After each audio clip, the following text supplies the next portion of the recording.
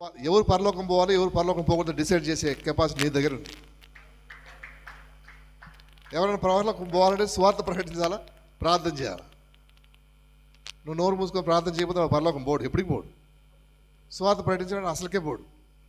కాబట్టి నువ్వు స్వార్థ ప్రకటించి ప్రార్థన చేసి బాప్తిస్మం ఇచ్చి రక్షణలోకి నడిపించినందువల్ల ఏం జరుగుతుందంటే నువ్వు అఫీషియల్గా అధికారం వీసా ఇస్తున్నావు అతనికి పరలోకం పోవడానికి.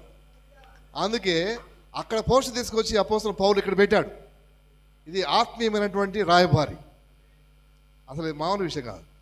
ఆత్మ సంబంధమైనటువంటి రాయబారి. ఆత్మలను భూలోక రాజ్యంలో నుంచి ఆత్మలను పరలోక రాజ్యం పోవడానికి ఆత్మీయ వీసా ఇచ్చేటువంటి క్రీస్తు రాయబారి.